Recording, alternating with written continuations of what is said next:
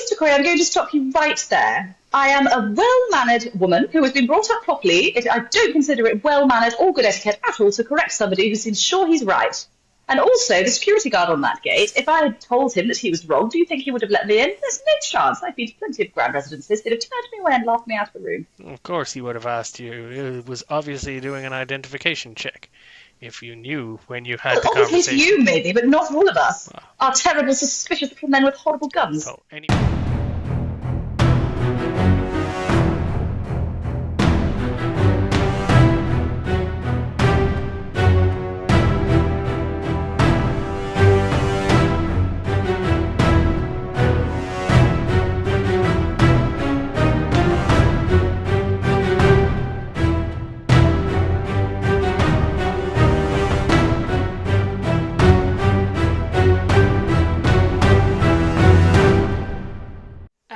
So I'm going to direct to the part of the car that's wedged. I'm going to tell Mick where to lift from. I'm going to do the classic thing that you do in every manual handling training, and you say we're going to lift on 1, 2, 3, and then we're going to lift. Wait. Is it 3 and lift, or is it like 1, 2, 3 lift, or 1, 2, 3 lift? 1, 2, 3 and lift, and I will say the word lift, and when I say the word lift, we will lift. Gotcha. Okay. Understood. Okay. 1, 2, 3 and lift. Lift. Drink check, please. Woohoo! Extreme success. Oh, thank goodness. I have been worried sick. I was waiting by the phone half the night. I've not had a thing. They didn't know where you'd gone yesterday. You just trotted off to see some fellow who said that he was coming to see you, but he'd seen me only the day before, so he was seeing you bathing as I do day to day, Loveday, as I do day to day. That's my life. Yes, but you don't understand. He was in New York seeing me. I saw him in person, and then he was seeing you in London less than a day later. It's not possible. That's impossible, Loveday. You do have the second car available, though. The one Valentine was driving yesterday, so you could take that. Excellent. I was afraid it was riddled with bullets. No, I took care of that.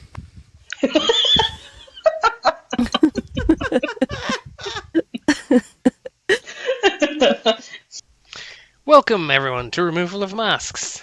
We're playing through the epic campaign Masks of Nyarlathotep, published by Chaosium. Love to see you all back. Quick reminder that I'm legally obligated to give. Any interaction would be greatly appreciated. Hit like, share, or subscribe. We've talked about subscribing a couple of times now, and it seems to be having a good effect. We've got more subscribers. Keep us going. Or drop us a comment, let us know how we're doing, or maybe suggest that we stop talking about subscribing every episode. You may notice that I'm doing this time-traveling intro by means of brilliant cutting skills, or I'm relying on you to forgive the clumsiness of my cutting, one or the other. We had too much good content in the last episode, and we could have ended up with a 4-hour ep, which is just a bit too much. So we made the call to split it and give 2 shorter, punchier episodes. This is the second of those. Hopefully you enjoy. Our investigators are about to go and visit Erica Carlyle. She is going to be an interesting character. She's probably the first of our characters who is overtly, let's say, anachronistic in her social prejudices and probably quite racist too. We've had a good chat among the group, and although the content's reasonably moderate, she does use some terms and she does have some opinions that are a little beyond our threshold to accept. So we're either going to be editing on the fly and just not including that, or if we allow her to veer into difficult territory, there might be some parrot squawks and editing to make her a little more palatable for our more modern sensibilities. Anyway, thank you very much. Sorry for the long rambling intro. Let's get into the action.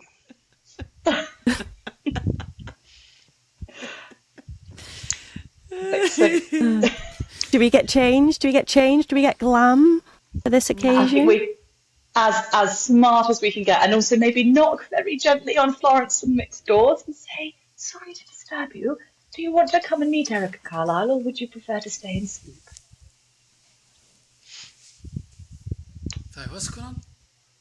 We're off to meet Miss Erica. Carlyle. They are Don't all whisper, you clustered can't around hear the you. door. Through the cracks. You want to come?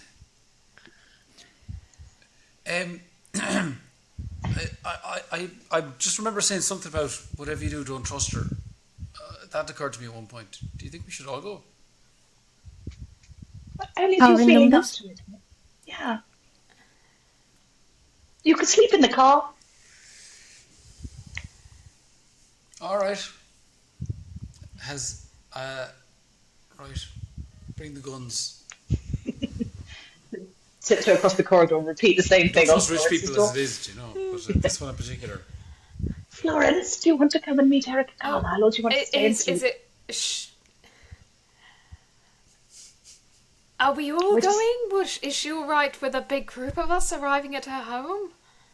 She said to bring all my friends if I want to. Okay, that's a bit odd. I thought this woman didn't want to be contacted. Well, so did I. That's the very The lawyer strange was thing. lying. The lawyer Everyone's wanted Loveday to sign a contract, so he lied. Okay. And you Lawyers said lie. she was trying to contact you. Contact you. Yes. I know. I mean, who wouldn't? Did she say why? You are No, I wonderful, didn't Loveday. She's only human, isn't she? Yeah, exactly. You're the same with you. Well, I'm going to go find out why she wants to talk to me. I want to talk to her, so it seems to marry up quite nicely, no?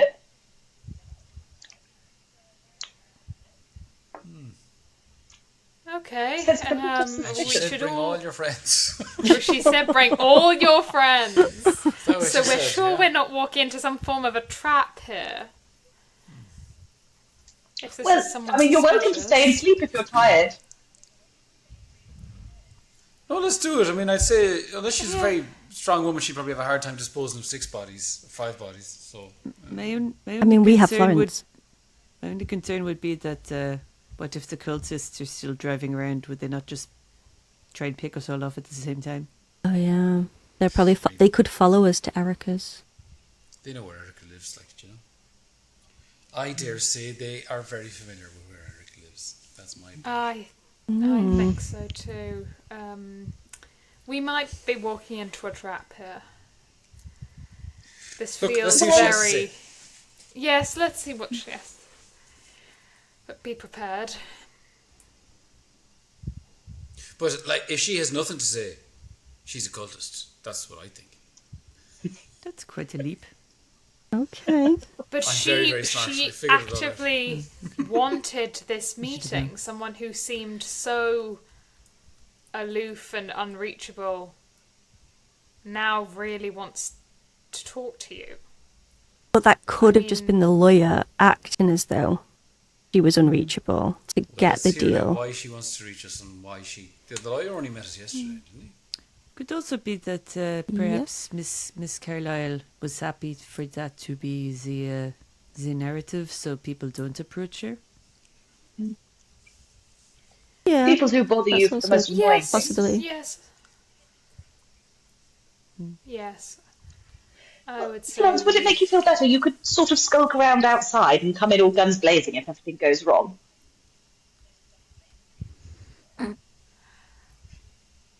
Well, no, I think we should go in as a group, and I definitely don't think anyone should go off alone, but I think we should all bring our guns discreetly in handbags and things. Perfect. Well, I think you're all Does anyone being... not have a gun? Not already. Well, if you're all done being cowards, let's get going. Right, so she's a socialite. What's she going to do to us? I mean, come on. You could fumble. Poison us? Good, yeah, maybe don't drink anything. Oh, where's the fun in that? Here's All the thing. right. If we're in the house and you hear music, you're in trouble. Why would we be in trouble if... If there is suddenly music playing from nowhere, Oh, that did happen then last time. It did happen last time. It came Yeah. from Okay. the air. Remind me to I'm put on the ready. music Who's ready now. to go? I should stick on some music right now. Some exciting upbeat, fun music that shows that everything is completely safe. Nothing to worry about. Run back to bed and he- throw the blankets over your head. Not really.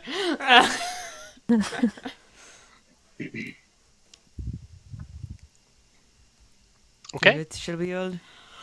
Yeah, let's go. so Let's you hop in the go. car and head out north of New York.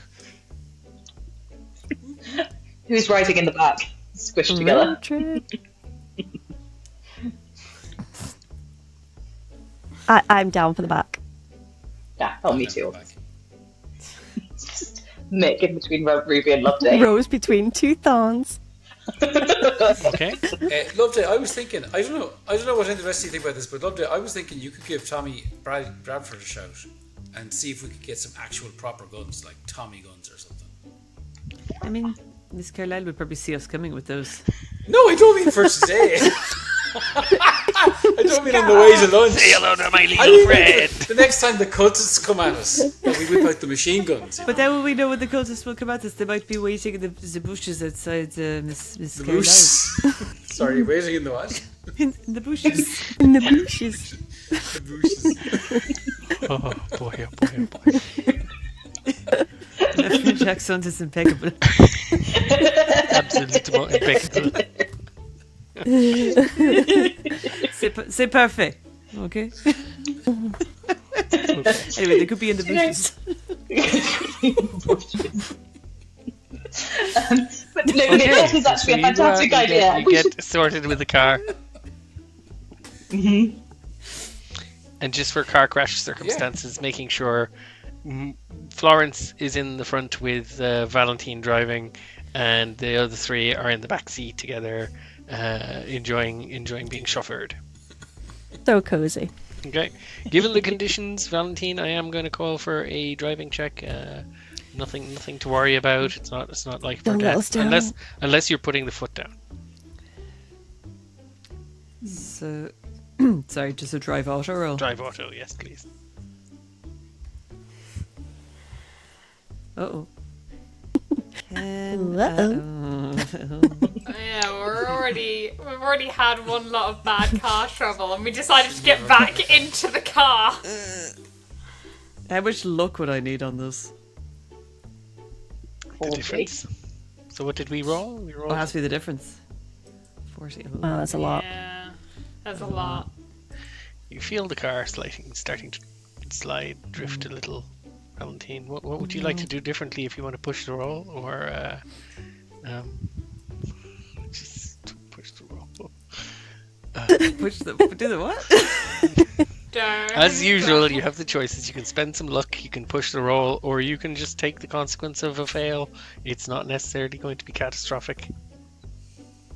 So what's push the roll So again? you describe what you're doing differently, especially as you start to feel Ah. a bit of a slipping and sliding starts. Tell me what you would do differently, and we'll try another roll. It's, however, a slightly riskier circuit situation. You could end up having a much worse outcome if you fail. If you fail, then it could be much worse.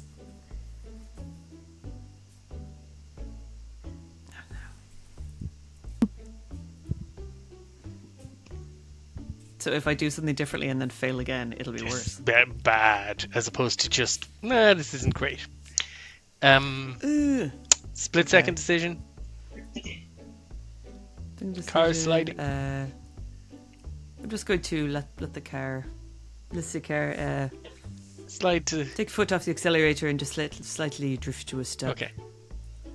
You come to a stop and drive on a little after a moment of breathing, and yes, so similar situation. It takes you a little longer to get where you're going than you thought, but I think Loveday has left a bit of extra time anyway. So instead of taking a half an hour north, it's taking you an hour. That said, you're traveling nice and slowly, and so you get to all enjoy quite a long view of Sing Sing prison out the window of the car as you drive past it. Can we possibly keep an eye out for anybody who might be following us? You can possibly. You want to give it a little What's he doing? glance around and look kind of shufty every now and again. Everyone feel free to make spot hiddens. If anyone has a particularly high stealth score, I would allow you to use stealth instead. But I'm not saying if it's higher than your spot hidden. I mean, if you've got a high stealth score, you could try stealth. Yes. Success. Hard Success across the board. Nice.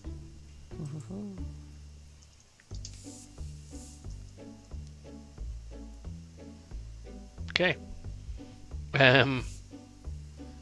You do all spot a car which is proceeding along the road the same direction as you.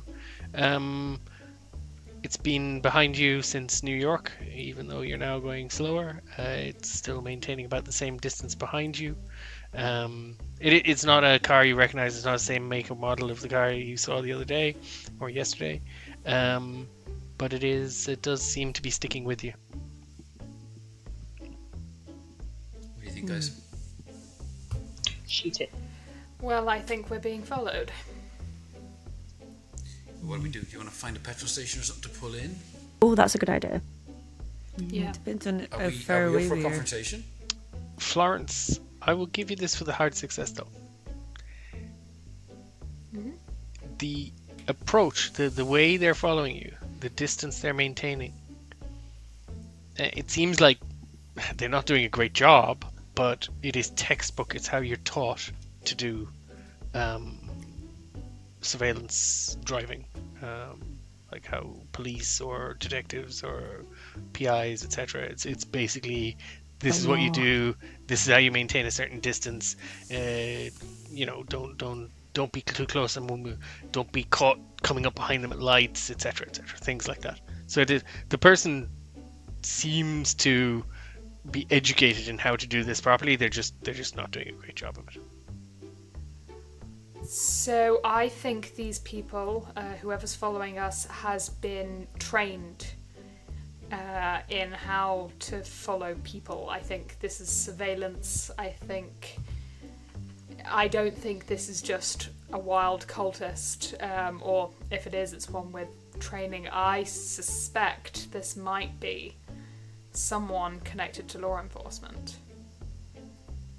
This might be one of Robson's So if you're corrupt right, people following us around. I mean, do you know how they're trained? Like, do you know what the best strategy would be now if we wanted to find out who they were? I don't know how we find out who. With my knowledge, would I know about the best ways to Evasion.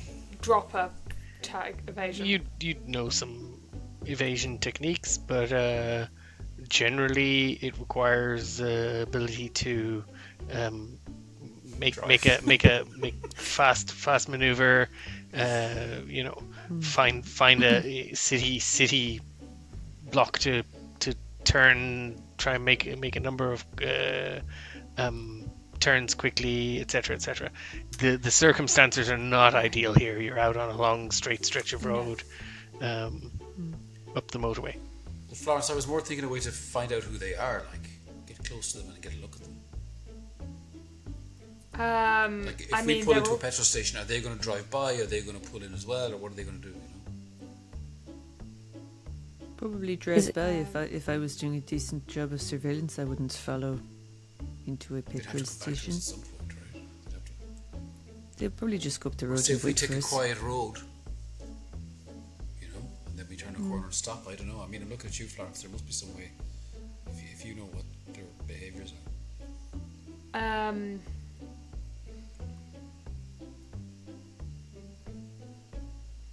A small road or a petrol station.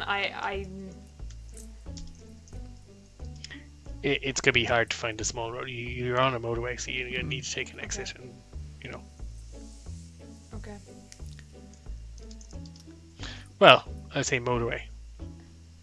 1920s differentiation between a motorway and a large main road. Not a huge difference, but it's still. Doesn't look like there's occasional side roads and stuff like that. Are we going to want these people to know that we're going to Erica's? They're going to find out anyway. They're gonna find Here, out. tell you what, Valentine, slow down, right? Slow down and stop at the hard shoulder here, and we'll see what they do. We'll make it look like we're taking a break or doing a pee or something. Slow down, and we'll see if they go past us, and if they do, we'll follow them.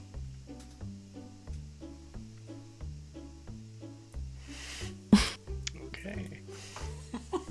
Nailed it. Valentine brings you to a gentle halt on the hard shoulder in quite deep snow, like 7 inches or so of snow beneath the car.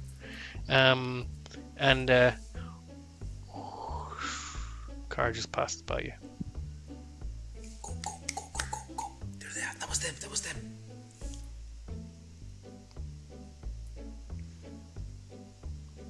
I think if they try to do the same thing, if they pull in beside them, right?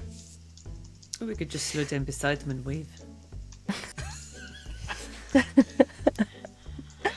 Robson, we said hello. Okay, so you're following them? At the minute, we're behind them, right? Florence, what does the textbook say they should do in this circumstance? Oh, Florence. Somebody Find- should, Something I would know. Find somewhere unobtrusive further on to pull over themselves, somewhere you're not going to be observed pulling over, and give you time to get past, and then come out behind you and follow again. They're going to find somewhere to pull over, somewhere that's not obvious, and then they're going to try to follow us again. We could perhaps do we this all day. should perhaps we should take note of their license plate while we can still see them. Valentine, could you give me a spot hidden, please?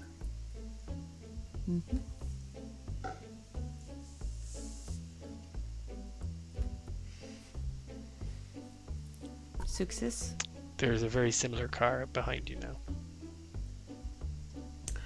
Oh no. Oh, there's About multiples. the same distance behind you as the first. We are now in a bit of a car sandwich. There's another one behind us. Right. Oh. Should we do the same thing Why are you again? laughing? We just keep going behind Oh, them. I'm hungry. Anyone else hungry? I'm a little bit peckish. Anything? I don't know, should we pull over again? I mean, why not? There can't be 20 of them. I mean, logically there would be, but statistically probably not. Just see what happens. Alright. Pull in again. Okay, you're pulling in again. Okay, I keep the engine running though. the car behind you cruises past you after a little while. It's not super close, so it wasn't following you as close as the other one had been. Maybe a little further back. Passed Now by, we go again. and now you go again. Okay.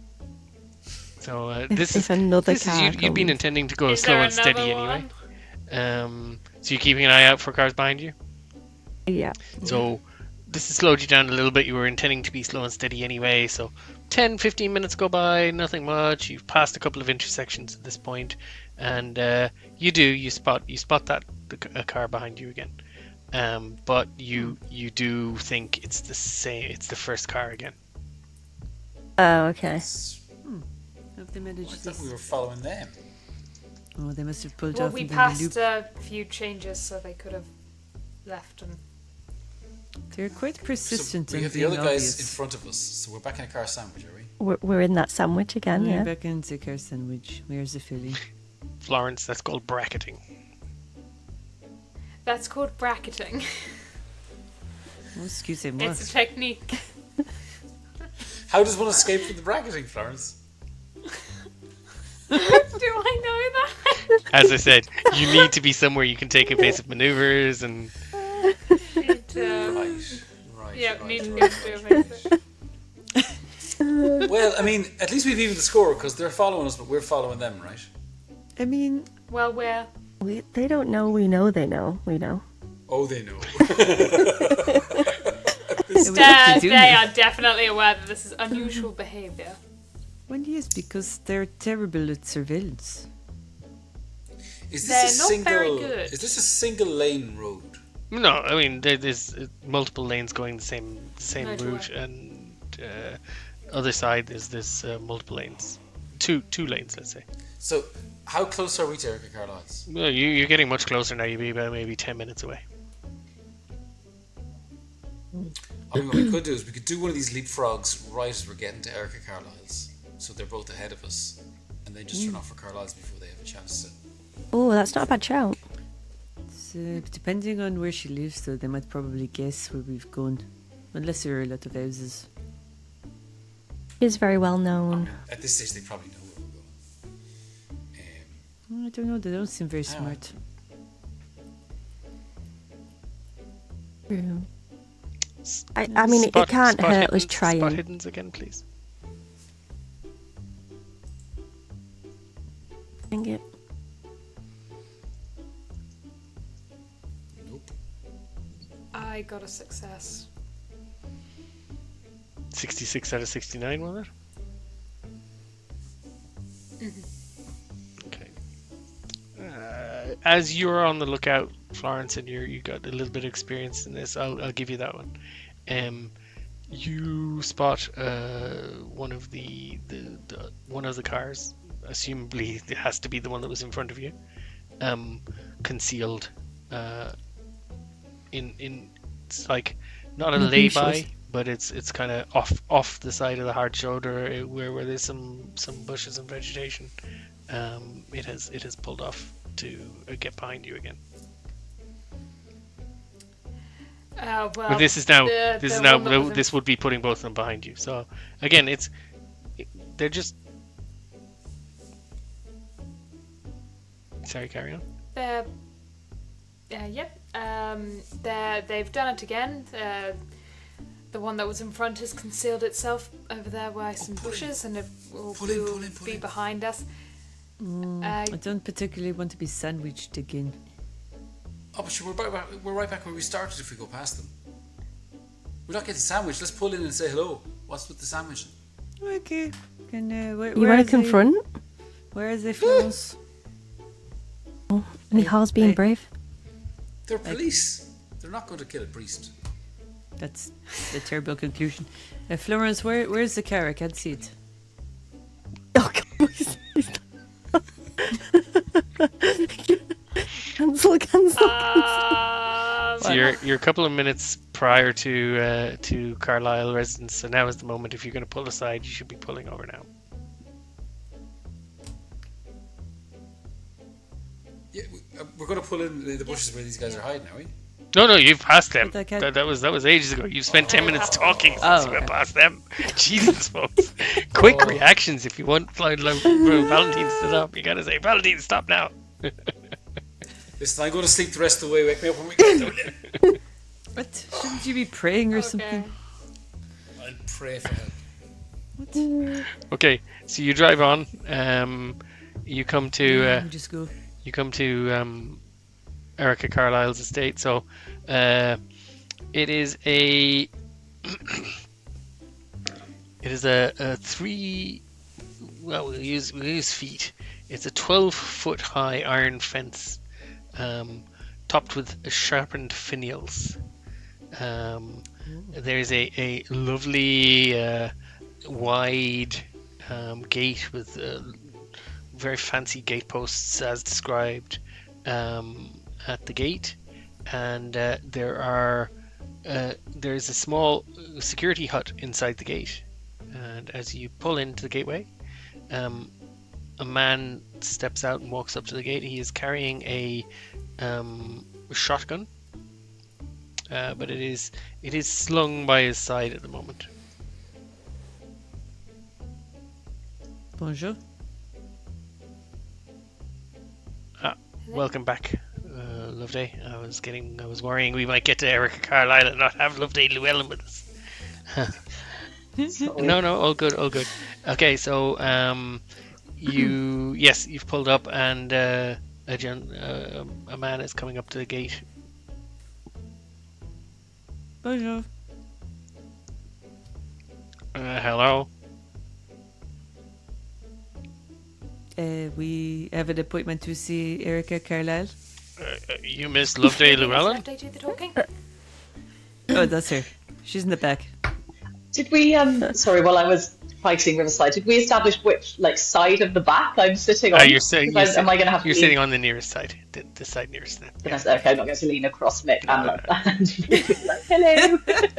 So I'll just wind my window down and say, hello, I'm Loveday Llewellyn. Ah, very good, very good. Just drive on in and stop by the hut there, if that's okay. Of course, thank you very much, sir. He opens up the gate and you drive on in. He closes the gate behind you and locks it.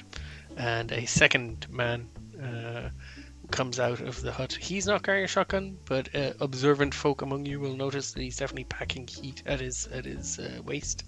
And he approaches the car. Miss Llewellyn, would you have any form of identification on you? No. Is that going to be a problem? So, yesterday afternoon when you were speaking to Miss Carlyle, what time were you, was the arrangement that you would be here? Well, it was 3 p.m., but in our defence, the weather is really dreadful, or has been dreadful anyway. It's currently about 2 minutes to 3. Okay. I'm sorry. Excuse me for a moment. I need to make a call to the main building. He goes into the hut. Of course. You see him on the phone. I think it's for the best that we did not bring the Tommy guns. A few minutes later, a man comes down the road in a quite beaten up looking car, and he drives down, steps out of his car, and walks over to your vehicle. And I'll just show you what he looks like. Oh, sweet Jesus. He's a Serious. he is also very much obviously you would guess he probably has holstered weapons on both hips. So which one of y'all is claiming to be Loveday Llewellyn? I'm not claiming to be anything. I am Loveday Llewellyn. Who the hell are you? Excuse me, please keep your righteous or not indignation for someone who cares, Miss Llewellyn. I am Joe Corey, head of security here. Miss Llewellyn, if that is who you are, you did not have a conversation with Miss Carlyle yesterday. You had a conversation with Miss Carlyle this morning. My security guards used a fairly standard method to identify whether or not you are who you say you are. If you have no other way of proving your identity, I am gonna have to ask you to leave. Mr. Corey, I'm going to stop you right there. I am a well-mannered woman who has been brought up properly. I don't consider it well-mannered or good etiquette at all to correct somebody who seems sure he's right. And also, the security guard on that gate, if I had told him that he was wrong, do you think he would have let me in? There's no chance. I've been to plenty of grand residences. They'd have turned me away and laughed me out of the room. Of course he would have asked you. It was obviously doing an identification check. If you knew when you had the Obviously conversation. to you, maybe, but not for all of us. Our terrible, suspicious little men with horrible guns. So anybody could I'd come like to to the see gate, acting all righteous and indignant. Could you please furnish me with some other evidence of who you say you are? Well, if you don't know my face, I don't really know what I can do. I can't drive back to New York to get identification papers, can I? What do you want from me? What am I supposed to show Is you? there anything else you may have discussed with Miss Carlyle which I could check with her to make sure you are who you say you are? Well, yes, we had a good chat about her and my lawyer, Mr. Gray, Mr. Shit, I just said his name. Mr. Gray, Bradley. Mr. Bradley Gray, who, by the way, had told her that I was the one who wanted to speak to her. Actually, Long I've been trying to story get hold short, of her for Miss several Llewellyn, days. I will give her a call now and see if you had a conversation about Mr. Gray on the phone. Thank you very much for being so helpful. And he goes on off to the hut, goes in, takes the phone, comes back about 30 seconds later. Very good, Miss Carlyle says to go on ahead, and welcome to the Carlyle residence. Listen, it's about 3 minutes drive up that way. There are a couple of laneways off to either side. Please do not take any detour. It's quite a large estate. If you start roaming the estate, I'm afraid security will be sent to escort you from the premises. Yeah. Welcome to I think we're after the visiting estate. Sing Sing by mistake. Oh, very, very funny, Master. Oh, Father. Yeah. Yes, we like to think our security is better than Sing Sing here. Thank you. And Well, nobody will get out while you were on the job. preferably rather they don't get in. Bless you. And he heads off to join his companions in the hut. And you see him actually kind of shaking his finger at one of them, and the guy's up. Jeez, that was a bit funny, wasn't it? Not even an apology. Can you all believe that? What kind of a welcome is that? Right. Working class people these days, Loveday, like they're just uncontrollable. Shocking. It's really shocking. I tell you what, it doesn't reflect well on the owner of the house so far, I must say. Okay, so you drive on up. As you drive up, you see several different people patrolling the grounds with guard dogs. Mostly leashed, but one or two guard dogs are free roaming. Jeez, what is going on in this house? Okay.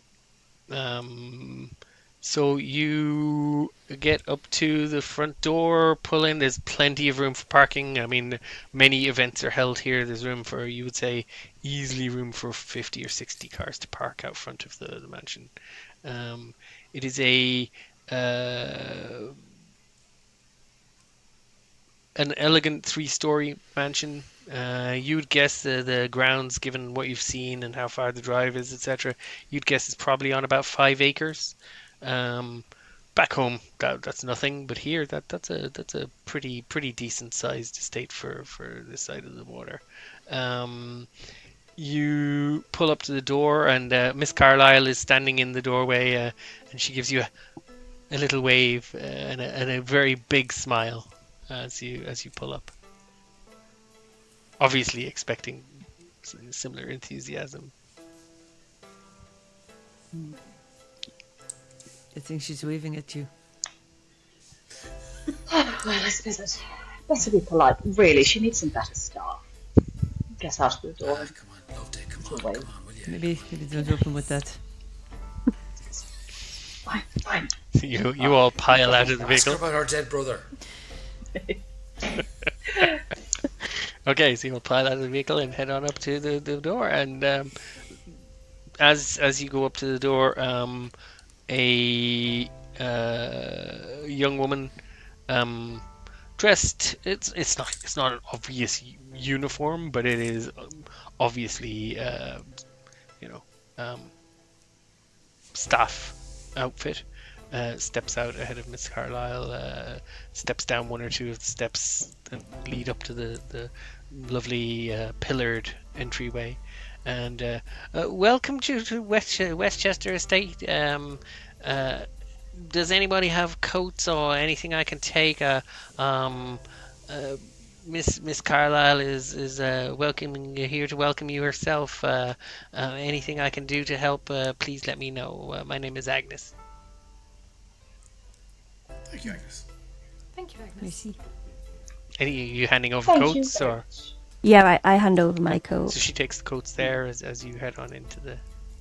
Anyone who wants to give her a coat, There's nothing in my pockets, though, right? unless you want there to be I was prepared.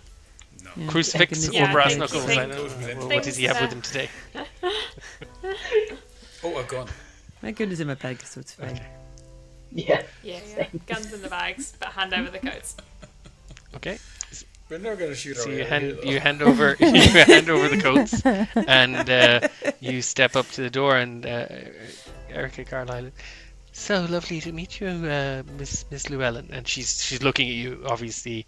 You notice her eyes flick to Ruby for a moment, kind of going, but seemingly she has a description. So, but it's only one of the two of you is going to be Loveday Llewellyn, and she picks you out quickly. Well, come on in, and she steps back into the house.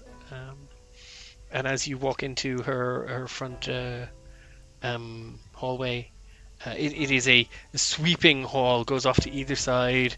There's a lovely sitting area in one side, and the other side is quite a lovely little arboretum, indoor arboretum with small trees and palms and things like that. A glass roof, and you hear tinkling as someone somewhere is playing a piano. It seems.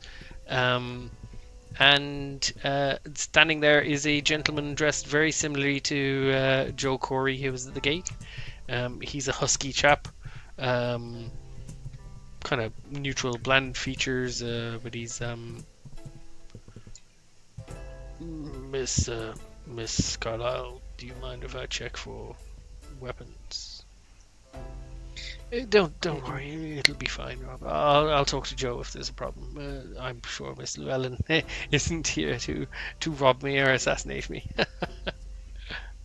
Apologies, we had some trouble. We had some trouble a couple of years back. We've had attempted break-ins, attempted kidnappings. Just dreadful situation. Gosh. Golly, that does sound dreadful. I'm starting to understand Mr. Corey on the gate, I must say. I'm so sorry. What? I mean, yes, he is super. We don't know what I'd do without him. No, well, he's a stone wall of a man, that's for sure. It really is lovely to meet you, Miss Carlyle. Thank you so much for having us. May I introduce my friends quickly? Yes, go ahead. Well, so this is my darling friend, Ruby Fontaine, who came over from London with me. We've been having a really marvellous time in New York, mostly, apart from yesterday when she got shot, but that's a story we could share. Miss Fontaine. She's fine. I'm absolutely delighted to meet you. I know that I've heard the name. I think we have an acquaintance in common. Tommy Bradford knows both of you, I think. Oh, Tommy, yes, of course. Yes. Miss Fontaine, you are even more radiant in person than I'd been led to believe.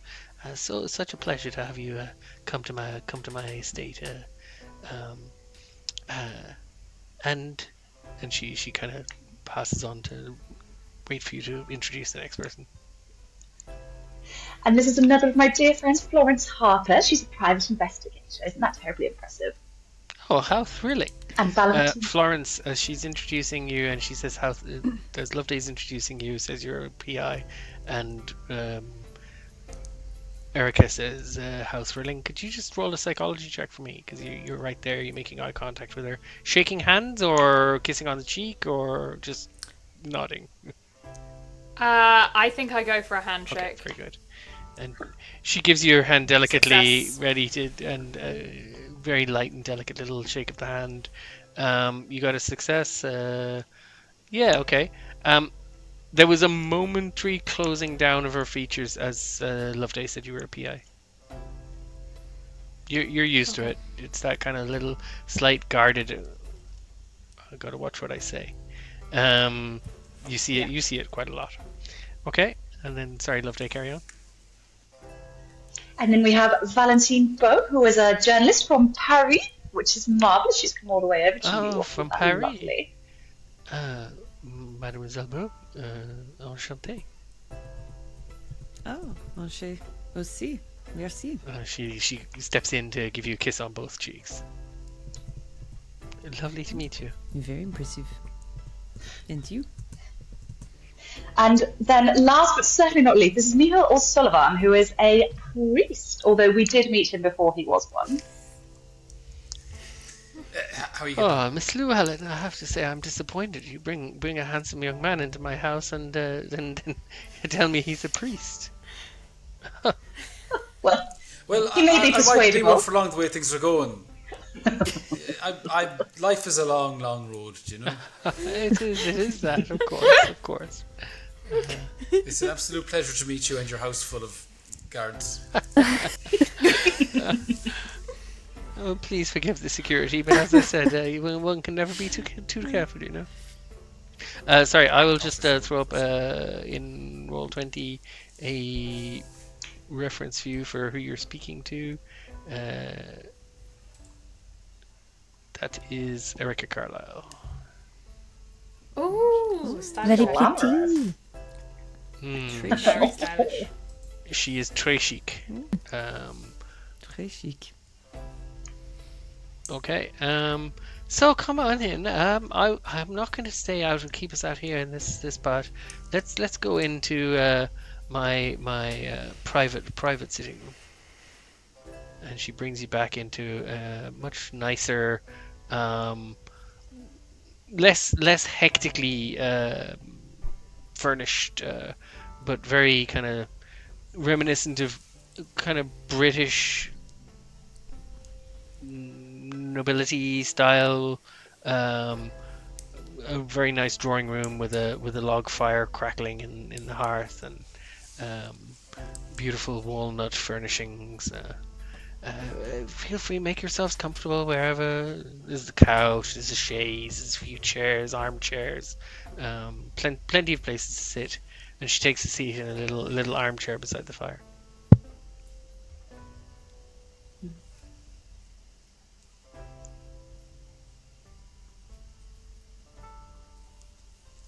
Yes, we'll sit down too.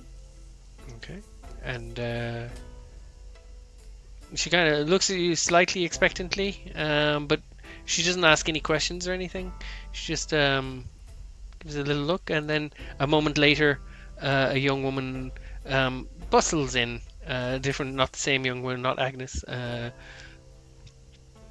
Refreshments for anyone? Would anyone like a drink or something to eat? We could do a small lunch. It's a little late in the day, but I'm sure a cook could get something rustled up quickly. Just a coffee would be lovely. Tea? Teas and coffees all around then. Very good, Thank very you. good. Miss Carlyle for you. Oh yes, some crackers as well, of course. Miss. Very good. And she trots on out.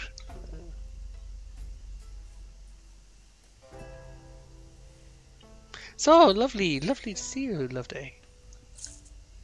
Well, it's really lovely to be here. I'm so glad to be invited. And I'm so sorry it's taken us so long to talk. I really can't believe it. I've been trying to get hold of you for a couple of days myself. And everyone I've spoken to has been quite insistent that you didn't want to be bothered. So I'm so sorry you were running around chasing me. Well, I wouldn't say I was chasing you, but I was very excited to get a chance to socialize with such a fine personality who is gracing the New York scene with so much, shall we say, of an impact. Many people have been talking about how you just are so radiant and bring such life and joie de vivre to all the soirees you attend. Oh, well, that is wonderful to hear. Isn't that wonderful, Ruby? How nice to hear we've been noticed. I must say, Miss Carlyle, they do speak incredibly highly of you. Everybody I've come across really is so impressed, and your soirees in particular. I can't tell you how lucky I feel to have scored a spot. Oh yes, good.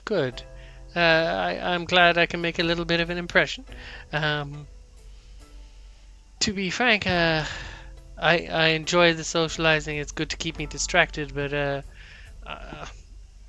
it's not quite the draw for me as it once used to be. More, I do it for society, you know, and for a charity where I can. Well, that is very good of you, and I'm sure the disadvantaged and needy must be so grateful. But I'm so sorry you feel that way. What do you need to be distracted from, if you don't mind my asking? Is there anything we could help with? The vagaries of running an estate. There's always so much to do. I mean, I have good staff. I have good help. Bradley Gray is a absolutely a treasure of a man. Yes, he's marvellous. As I've actually just signed with him myself. I'm now a client as well, which is very exciting. My last Another lawyer thing we have in has been common. really very slow. Oh, it's wonderful. Yes, and he's promised to be a lot more prompt at getting back to me than my last lawyer. So, I mean, it's not going to take much to beat those fellows, but, you know, what can you do? So, And Miss Bow, what brings Miss you Carlyle, over the what... water from... Oh. Sorry, I have a slight lag. I do apologise. That's okay. She didn't seem put out. She just was waiting for you to continue. But when you don't, she...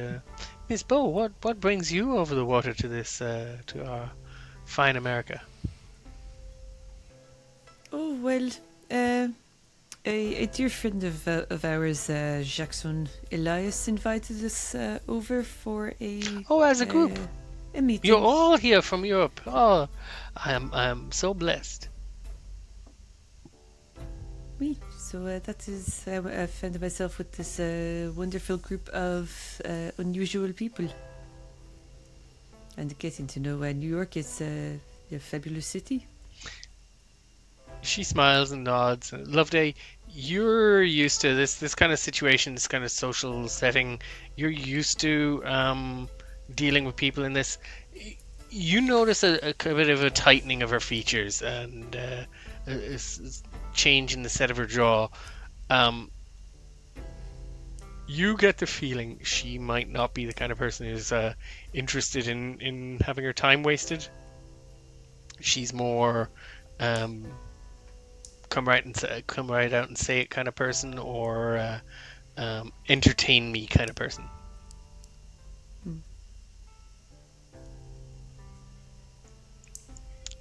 And what I have to ask then, a French lady of your stature and a private investigator, and a priest, no less. What business could this Jackson Elias have had that required such interesting company? Well, he was investigating a notorious cult. Oh, really? And we had worked together previously. He was under the impression that there were some links to different places in the world. Peru, Kenya. She cast a quick glance at the door. That these cultists might be active in New York, so he asked us to come over. I see. Can I do a psychology check? Yeah, I was going to do the same. Yeah. Go for it. Oh, extreme success. Oh. Okay. Oh, all of my tabs. Success. Okay. Ruby. Success. So all of you notice her demeanor shifted there, but Ruby, it was as soon as the word cult was mentioned. It's like everything inside her shut down. She's gone 100% on her guard. Kind of almost like dead fish eyes all of a sudden.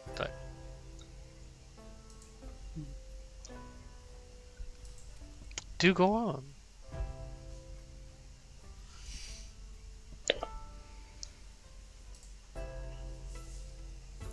Well, unfortunately, Jackson Elias was murdered not long ago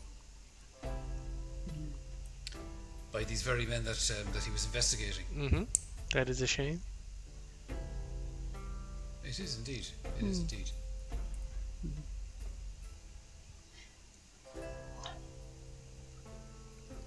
He had a lot to say about. I mean, we really should agree this stuff before we. This is a pretty big. We should have made a plan. Made a plan. Feel free to interrupt me now, because I'm going to keep going if I don't get interrupted. No, you might as well go on. He had done an awful lot of research into your own family, Miss Carlyle. I'm sure he had. You weren't familiar with him. He never reached out to you. I'm not familiar with... Well, I have to say the name rings a bell of some kind, but I'm not familiar with him. Well, unfortunately, he was murdered. And we believe that many more people have been murdered. And we've been charged with finding out what's going on. And she throws a glance to you, Loveday. So, not here on a social engagement after all, Miss Llewellyn. Well, I must be honest, Miss Carlyle. I have actually very much wanted to meet you for some time now. Definitely And prefer it would have that. been originally. Yes, I have been hoping to meet you for some time, even before Jackson was murdered, but now he has been, and knowing what we know of your brother, because I'm so sorry to say, I mean, the world knows what happened to him. We've all heard the story, and he was investigating your dear brother as well. So when you called, I have to say I rather jumped at the opportunity. And I'm sorry, I didn't mean to ambush you. I really have been wanting to meet you, but Jackson was a very dear friend of mine, of all of ours, and if we can figure out what happened to him and who's responsible, we'd like to do so. And I don't know, I thought perhaps we might be able to give you some kind of closure as well, if we can find out maybe what link that might have had to your brother's expedition. I apologise if we've offended you or upset you in any way. It was never our intention. I like directness, Miss Loveday, Miss Llewellyn. Her voice is kind of returning to normal, and she's not like she seemed on the verge of calling for someone to have you thrown out a second ago. She's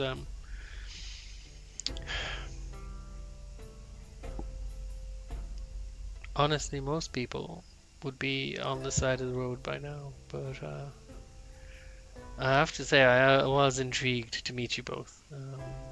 Especially Tommy has said some interesting things about both of you.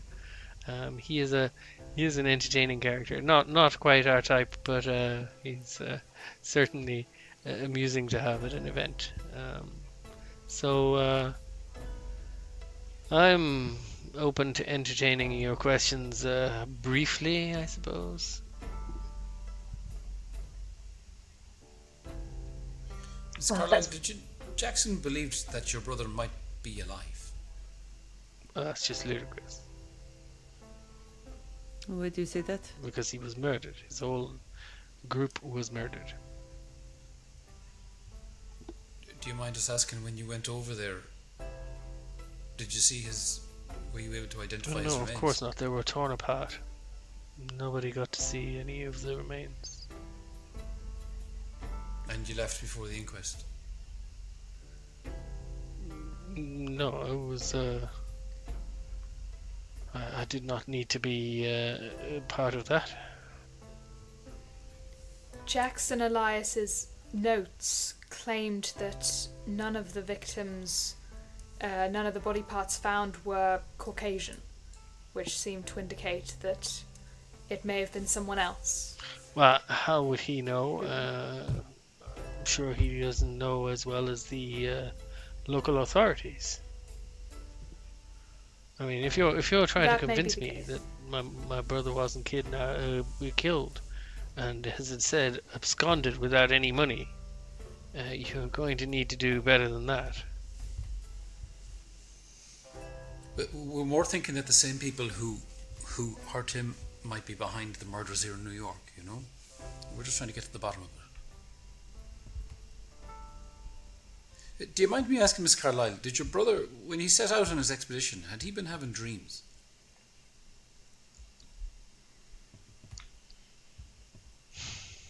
She gives you a very strange look, Mia. Yes, he had. He would wake up screaming at night sometimes, but he wouldn't discuss his dreams. With you? When you say with you, it almost nudges her, but there's a hesitation. There's something she's not saying. Did he discuss them with his psychologist friend? Robert? Dr. Huston. Houston. Yes. Yeah. I recommended him to Dr. Huston. I had some successes with him myself. But I'm not sure. Well, he was also quite big on my social circle. But and this is tightening. Give me psychology checks, please. I think that Extreme Huston. success. I think that Huston convinced Roger to go along with the expedition. Even more than that Critical woman success. Boone. Sorry, who? Boone is his companion. Charles's companion. Roger's companion. Sorry. Robert. Very good. Roger Carlyle, my brother. Wait, Oh, Roger, sorry, Roger, your brother. Yes, of course, my bad. Anachronistic. His companion Boone. Boone. Nikonka, I think, was her name. Say that again, Nikonka Boone. Yes. What can you tell us about her? Not a lot more. She and I didn't really get on. I did not appreciate her grip on my brother. I think she's the one that ultimately drove him over the edge. She's pausing. She's looking. Her eyes are flicking between you occasionally. She seems like hesitant. So Valentine, from you with your extreme psychology, she seems like she's hesitant to talk about this, and she's not really sure why she's opening up. And it's almost like she's gonna stop at any second. Whereas, yes, he was having the dreams before she met him, but she had the dreams, or he had the dreams? he had dreams before he met Boone, but ultimately I believe it was her fault. She drove him over the edge. He began to disappear for days. He turned up wild-eyed, saying that he'd only been to Harlem, but who knows where he'd been. Do you think And that did he she was? accompany with him? You go ahead. You think he was forgetting things, like missing time? Well, it's an interesting question.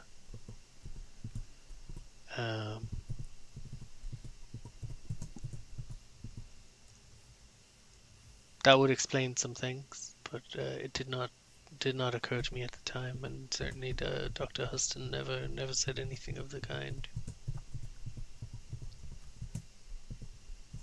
And did she accompany with him on his expedition? Yeah, she did. She went to Egypt with him. Did she? Give me Mick, because you're asking about Boone, and you're seeing her face, and you picked up on the, as you say, the anachronistic expression. Give me a psychology check, please.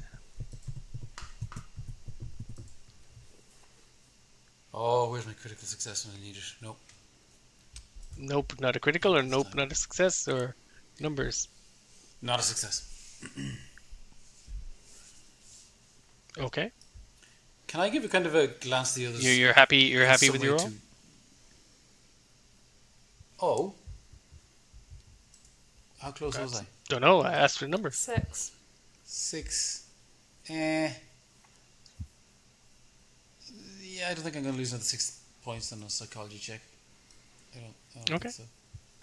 Can I kind of waggle my eyebrows at the rest of them as if to say, jump in if you've got questions, because I've got tons and I'm probably just going to keep going. What's happened to Boone? Where is she now? Well, presumably, if she was with them still in Nairobi, she is dead as well, unless it was her who instigated the whole thing. But sorry, that's maybe going a little too far. You think she's capable of murder? I don't know what she was capable of.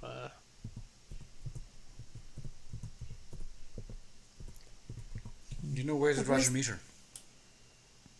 Look, Roger was always show you a bad actor. It was he wasn't a rotten apple. He was just acted out. Uh, Played the playboy. He overdid everything. He began to sink down into moral decay, depravity, and then she hesitates again, lips tighten, she doesn't say anything.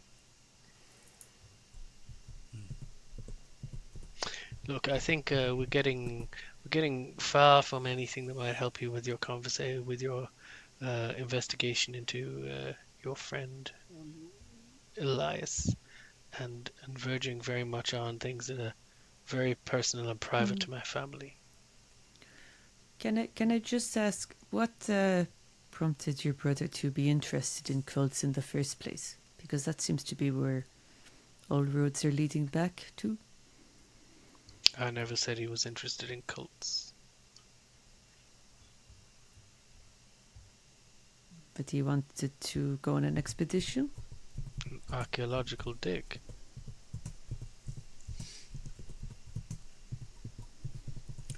Yeah, I understand this is very difficult for you, Miss Carlyle, and I apologise that we're in here opening up old wounds and digging up the past. How But humane I of know you. that you went to all the trouble of travelling. I know that you travelled all the way over there when you knew that he was missing, and I know that you spent months trying to find him. And I believe that we might be of some use to you in closing this chapter and finding some healing and some peace, if you will allow us to explore these things a little further. You know things that we don't know. You trying to charm her, quickly persuade her, quickly convince her, or are you trying to persuade her, Michal? I'll try to charm her. Yeah. Charming Mick. And it's a critical success. You are blessed, because the one thing that she is unlikely to fall for, Michal, is empty charm. However, she seems to have meant what she said about the handsome man who's actually a priest at the beginning, and she can't help but kind of smile a little as you push things. Look, I don't believe he was interested in cults. I think that she led him down a wrong path. He used to say she was queenly, his queen or a princess, a priestess sometimes. He talked about secrets that she had, which he had to have.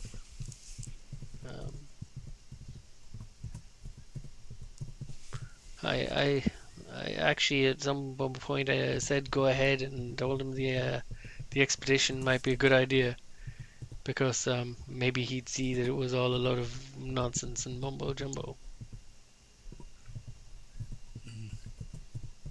That must weigh on your conscience a little bit. That and introducing him to Huston. I think Huston, I don't know what he was thinking to bring Roger on a.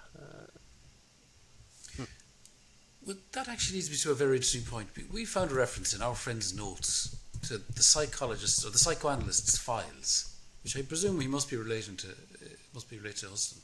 But where would Jackson have got a hold of his files? I don't know how he could have, or if he would. I would assume his files are still locked up where he practiced. And tell me this, and we're just following up these little loose ends here. Did your brother have a safe that you're aware of? Well, that's a. She smiles at you to take the sting out of what she says.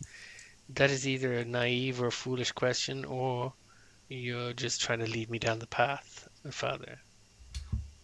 Obviously, he had a safe. That we found a reference to a how safe. is there any chance that anybody in my family's position would not have a safe? Yes, he had a safe. I wasn't trying to be stupid now. It's just there was a reference to it in the notes, and I was wondering whether that meant a safe in this building. And I was struck by the break-ins that you mentioned. Have any of these break-ins been recent?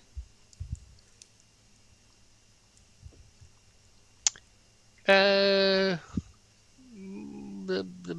biggest one was shortly after I came back from Nairobi after Roger's murderers were hung. They seem to be trying to get into the library here.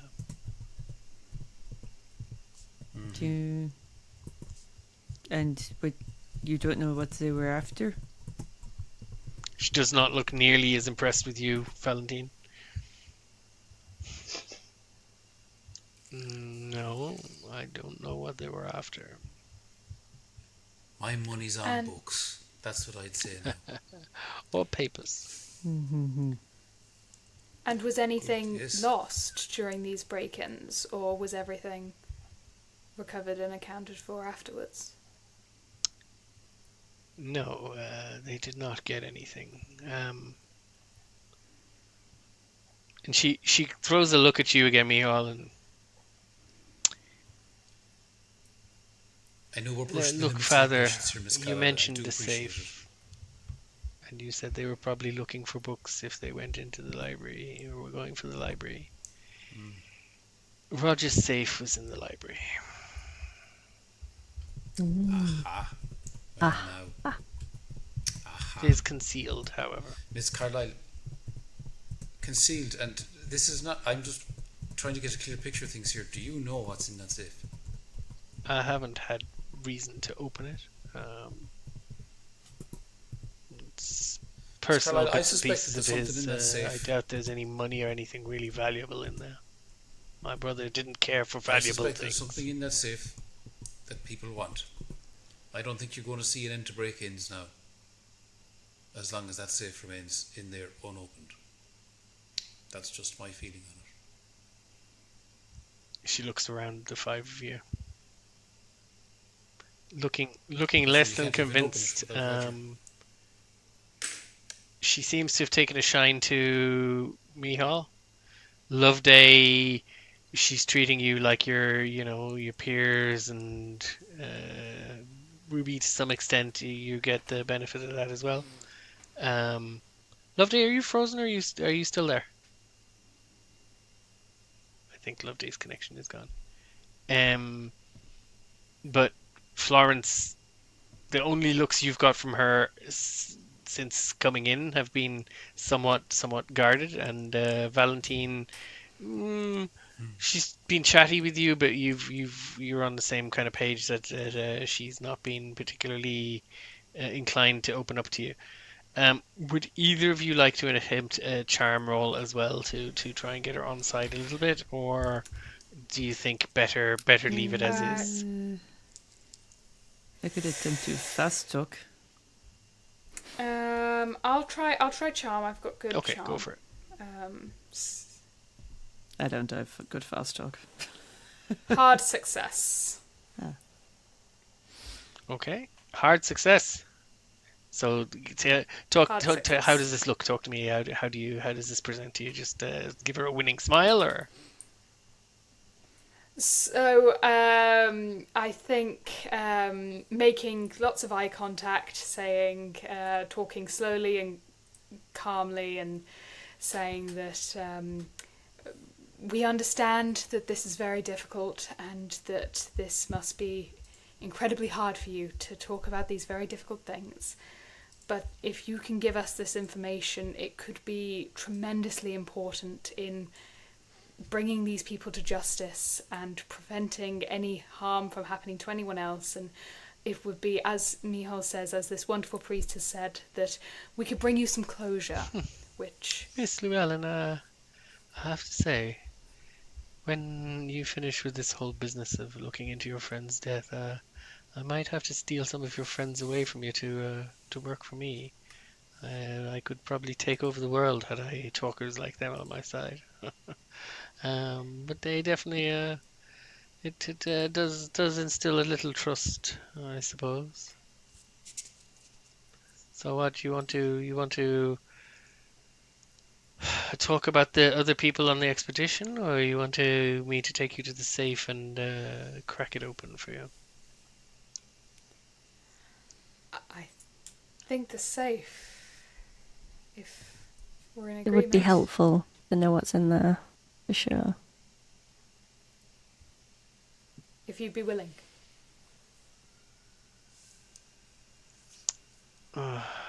Very well. Well, we are all going to. Tell you what. Let's have a bite to eat, and then we'll traipse up there together ourselves, the few of us. And so the food has already come out. There's a few bits and pieces to pick around, and snack on. There's teas and coffees are already out, and you've been drinking as you go. But she's very inclined now to just relax a little. You sense that you've kind of maybe taken some of the anxiety out of this for her, and now it's just either painful or annoying. And she knows how to deal with painful and annoying from the looks of it. So. She makes small talk, chit chats away with you, Loveday. You eat, you have some tea and coffee, you go through the motions, and she's a perfectly charming guest again, and a perfectly charming hostess again, and all traces of the kind of animosity that was there when she was talking about Huston and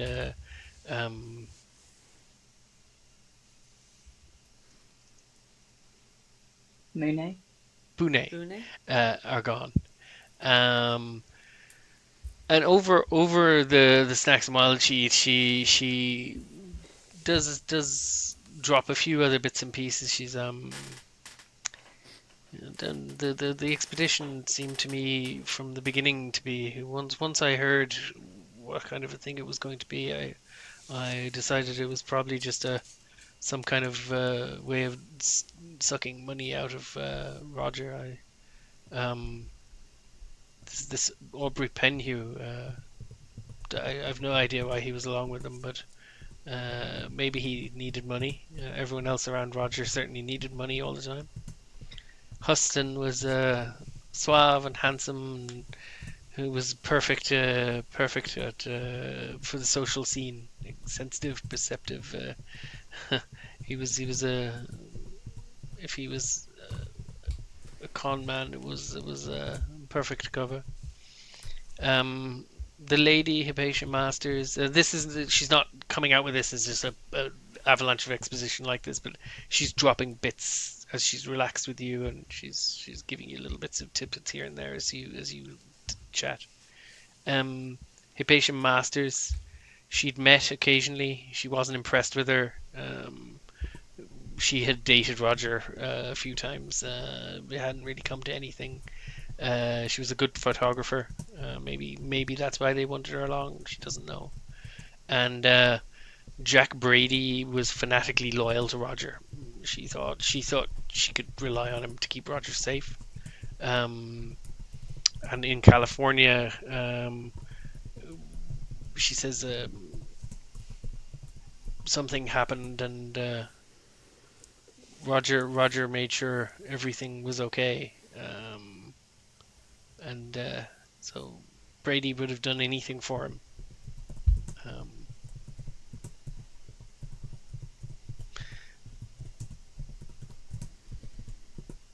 Anyway, so up to the library.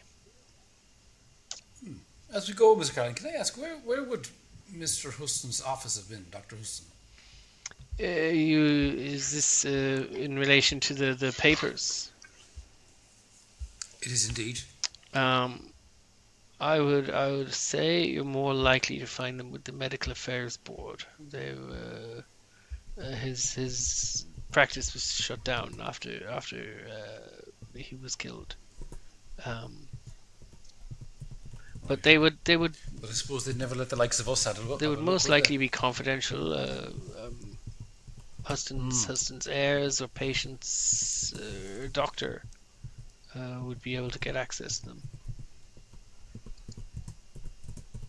Sorry, who would be able to get A access? patient or a doctor with a good cause, good reason, or what about not to be pushing my luck here now, but what about the sister of a patient?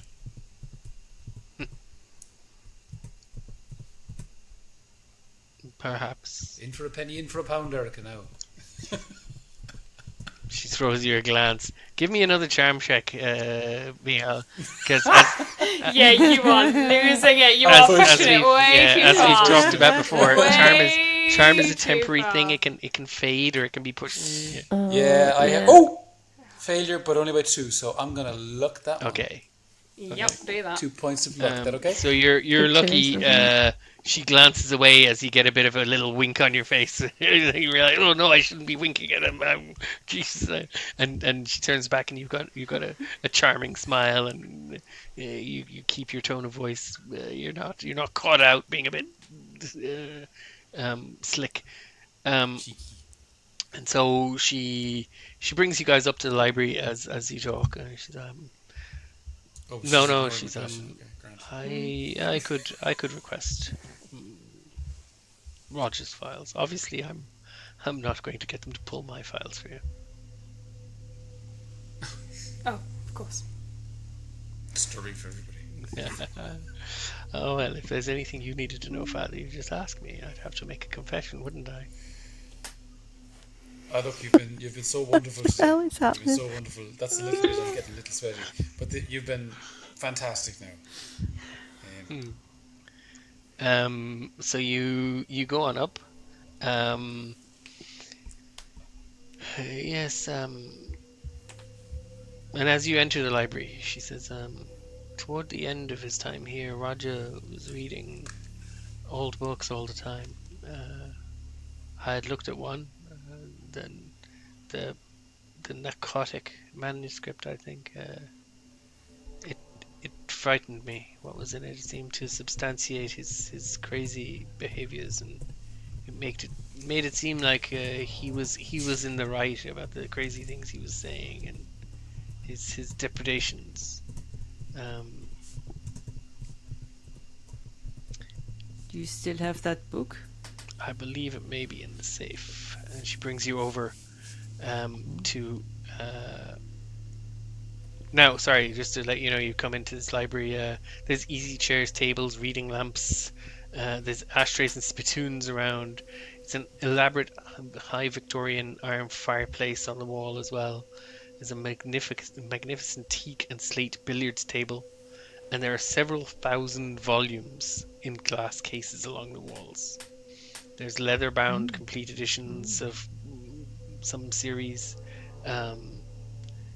You see just an absolute treasure trove of books.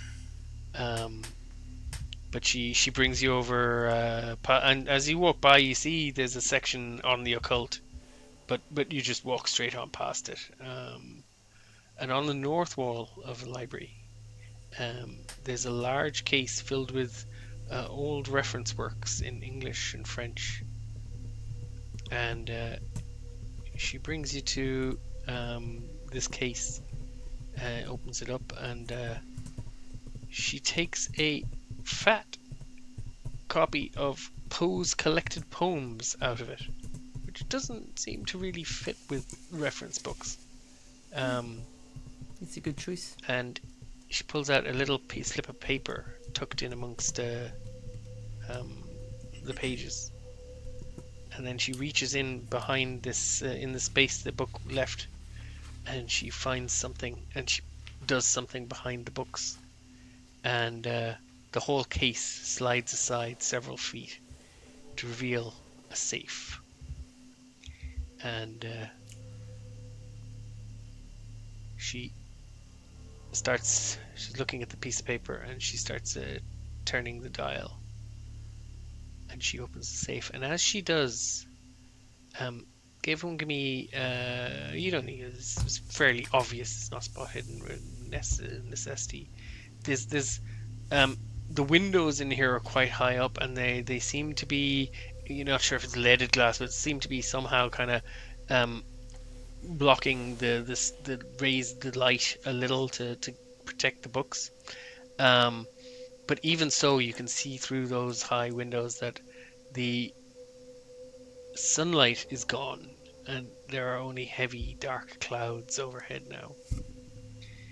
And as Erica Carlyle opens up the safe, you realize that it is beginning to sleet quite heavily out there. Now, I'm going to say sleet, meaning the American use of the word sleet, which is much more like hail. Okay. They often say sleet, and it's kind of more like hard, frozen rain, as opposed to mix of rain and snow, as we'd say sleet.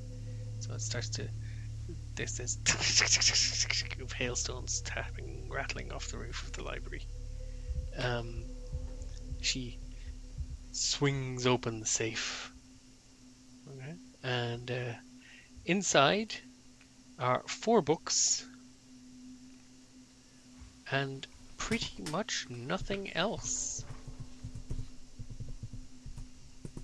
So she shrugs. As I said, nothing really of much interest in there. Do you mind if we take a look? You can have them. I don't know if they're of any value, but even if they are, I don't like them. I don't want them in the house. That's why I never bothered to open the safe up. I only know about the safe because I spotted it one day, and I worked out the combination because I know Roger quite well. That's very kind of you to offer them to us. But, we have a slight problem, Miss Carlyle, related to the fact that there's been break-ins, people trying to get these books. We believe we've been followed here today. Yeah, that's a bit of a shame. She glanced up at the window. She says, I don't think you're probably going to be going anywhere today anyway. Right. Unless she looks around, your driver fancies driving in that weather, Loveday. Because you did say one of your friends was driving, so that's why she's looking around the group. She's not, yeah. Just turn to Valentine and sort of do a... It looks horrendous out there, Valentine. I mean, it's doable, but perhaps not best to risk it. I hesitate to say happy. I would be obviously happy to put you up for the night. I could provide a room for each of you, no problem. That'd be wonderful. Might allow us a chance We to will have a very look at much these appreciate books. that. Thank you. Honestly, I wouldn't recommend you read them. They're, well, one of them anyway is quite vile. Mihal, you've taken them out. Are you having a look to see what they are, or? A glance. Okay. Appendix C. How about that? It has enough appendices that there is Appendix C. Okay, so you pull out the books. The first one is the Narcotic Manuscripts. Okay. It is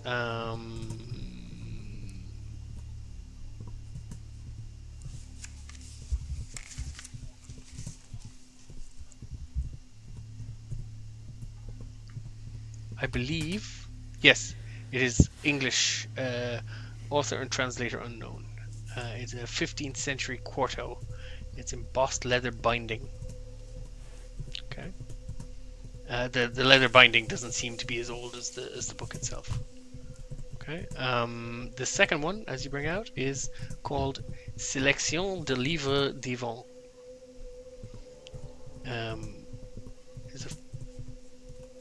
In French, and So what was the last word? Divon, D''Ivon.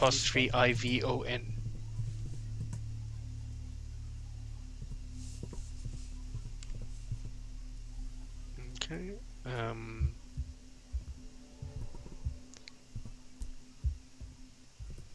The third one is called Amongst the Stones. It's again in English by Justin Geoffrey. It is not old. It's quite recent. It's handwritten, containing poems and things like that. As you quickly glance at it, and then the final book is called Life as a God, also in English, by Montgomery Crompton, and it's from the last century, from the 1800s. It is a duodecimo, and it is handwritten. And It's a Dewey Decimal. duodecimo. I think it is either 2 volumes, 10 books, or... Give me a second. No, each leaf is 1/12 the size of a printing sheet.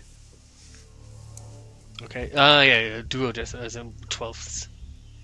Yeah, so it's quite small. But Mihal, it feels kind of strange in your hand. It's got some kind of very, very soft leather binding. Give me an education check, please. Oh God, don't be human. Education. I was about to say, is God, it human? no. Yeah. Is it human? I was thinking He that. was pretty well educated, actually. Yeah, hard success. Hard success. It's not any kind of animal skin or leather that you'd be familiar with. It feels much kind of softer, more supple. Maybe pig skin or something very similar to pig skin.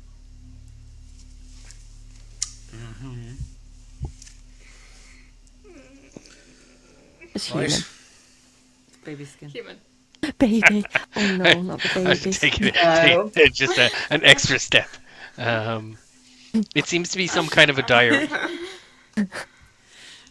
And it is also handwritten. I'm just voting right here, right now. We read these while we're stuck here, and then we put them back in the safe and lock it and leave. Unlock No, it. yeah. these are they're not read overnight kinds of She books. said. They're studying. She said to take Yeah, them studying with these us. books would take weeks. I mean, And drive you fucking the insane. Amongst the Stones And I take about a yeah, week probably. And that's the quickest of them. Sélection de livres d'Yvon would take probably 36 weeks to study. Now there's rules in the game for skimming books and how long that takes as well. I'll go through all that with you at the start of the next session. I'm going to say as you take these books out and are looking at them and feel the really strange covering, Mick, of this one, and I think you're probably trying hard not to think it might be what you think it might be, as this absolutely wild hail and sleet just clatters on the roof, and the dark of the clouds outside. Erica Carlyle is going around lighting gas lamps around the electric lights around the library, but there's just a series of little electric lights, and you'd say they're fitted in sconces that the gas lamps would have been in a room like this before, and each one just lights up a little bit, and the room is still oppressively dark as you look over these 4 strange tomes. We're going to leave it there, and next week we'll talk about books and how to read them. I've never been that There's a excited. French book there. Yeah, I'm so glad we got a French person in the group. I thought a bunch of book reading enthusiasts and a writer in our midst and everything, and nobody seems excited to read some books. Just concerned about the baby skin. Yeah, the human skin is this. I don't think we can just say, "Come on, we know." Who would write their diary in a notebook bound in human skin? I mean, that's just ridiculous. Cultist. Cultist! Or maybe someone who would write a book, his own diary entitled "Life as a God." Yeah, someone who's like, That's a good okay, demented much, cult leader much, Narcissistic. narcissistic personality disorder. Okay, thank you very much, everyone. That was a great crack. Amusing for me, anyway. And Yeah, that was a good one. yeah, and you managed not to get in any gunfights. You managed not to I tried to. completely wind up any NPCs too much. It was great crack. Yes, and thank you very much to everyone else who's watching as well. Hope you enjoyed. Hope you gave it a like and a subscribe. We talked about that last episode. If you haven't already, I've noticed that we have quite a lot of viewers and not as many subscribers. We're about 50 to 60% of viewers are subscribed. Go on, click the red button. You know it. Yeah, go on, go on, go on. You know you want to. You know you wanna. It's right there. Click it now. But yeah, look, thanks for coming along on this journey with us and watching us play through this strange and freaky game. It's only going to go downhill from here. Books are notoriously good for the sanity, aren't they? Anyway, thank you, and we'll see you next week.